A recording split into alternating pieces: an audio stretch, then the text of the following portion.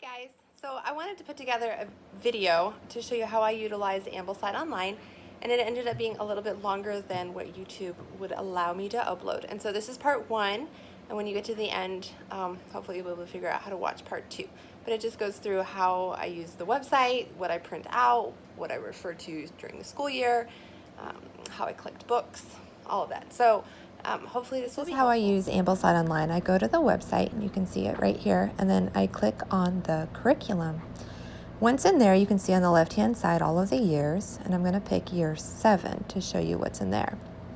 Year 7, when you click in there, it gives you an outline of everything on a very basic level that will be covered. And then if you hit your curriculum, detailed, it will then break it down to you what it is you're going to be studying, and then it will show you all of the subjects and all of the books that fall under it. And then something really important is down near the bottom, you can see after the free reads, there are the footnotes, and those footnotes are so important. They give you all sorts of notes about the books and things to skip and things to be aware of. And if you go all the way back at the top, you will find a PDF, and in there is the schedule for the year, and it has all 3 terms, 12 weeks per term, and it breaks down every book and how much you need to read per week. And this is what I use when I'm scheduling out the kids' schooling. So the very first thing I do, whatever year it is I go in that schedule that you just saw that breaks it down over the whole year, each term, the 3 terms with the 12 weeks per term, so 36-week schedule. I take that and I print it off. And I use that as kind of a master list for me to keep track of which books I have and which books I still need to buy. All right, so I have, I'll show you. I just have simple binders that I use and I print off. I actually do have I have a year 6 and a year 8 and a year 7 binder. And we are not in year 8, but I have started collecting books for that year, and so I have it printed out, and I just look at it periodically to refresh my memory as to what books I'm looking forward to collect for that year. But back to year 7. So I have printed off, like I said, the schedule, and you can see over here it's highlighted the books that I have, and I make a couple little notes, like if we're going to read it online, I will write that on there so I know that I don't need to look for it anymore. Or if I'm subbing a book for another recommendation that they have, I will just write that in there too.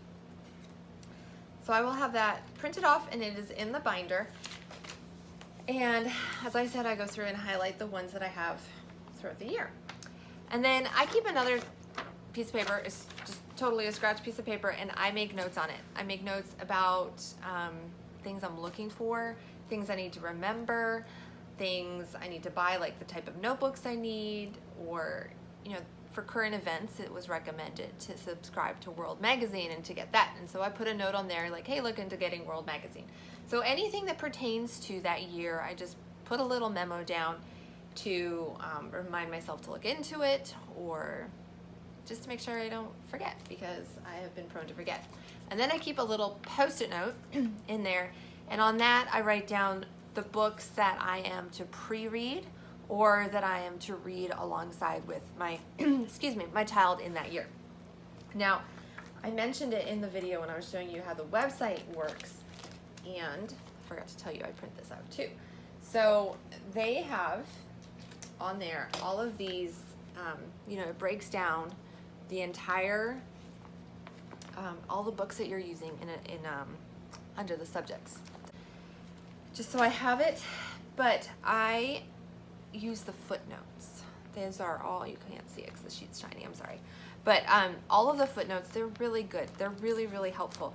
And so I make sure that I have a copy of the footnotes in each of the binders for the years so that I have a quick reference as to, it might tell you things to look out for. It might tell you other resources you can use to help broaden that subject or understanding of that character in history. And so they're just very, very useful to have. And so I keep those in that binder as well. All right, so now let's talk about books. As I go through the book list each year and start collecting them, I put them all together by year. Because we're getting ready to start year 7, I have all of my year 7 books on the shelf, just waiting for us to start our next school year. So currently I have a box in the basement that is, I have it labeled year 8, and as I find books for that year and even for future years, I just stick it in the year 8 box. I kind of just intentionally only gather for the next year, but every now and then I'll find a straggler that I recognize for a future year and I'll stick it in the next year's box. And then, you know, next year I'll pull out all of year 8 and have it on a shelf, and I will start collecting for year 9 more intentionally. And I'll have a box that's labeled year 9. So this year I was able to find a seller that was selling off the complete year 7 and a lot of year 8.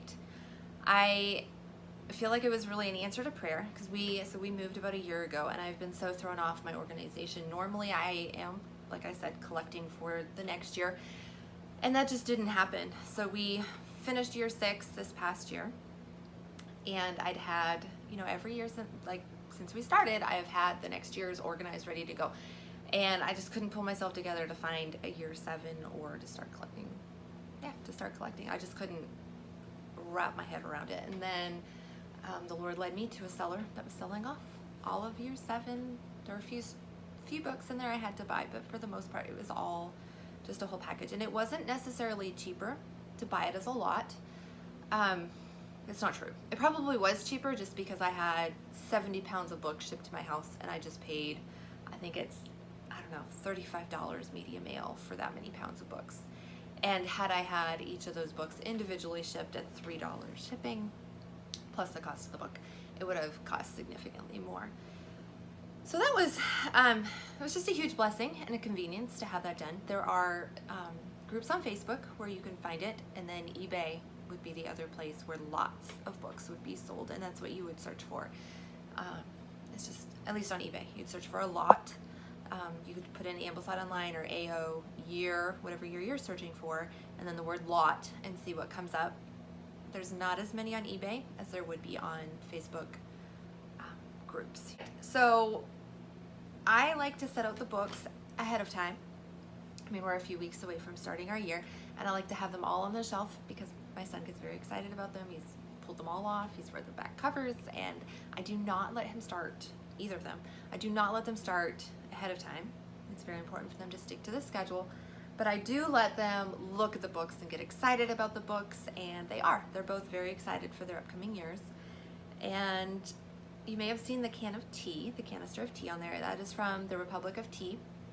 They had a special Winston Churchill tea, and so I bought that. I thought it'd be really fun for my son, who's having to read Winston Churchill in year 7, to be able to make a cup of tea as he has his reading. Just kind of soothe it along a little bit.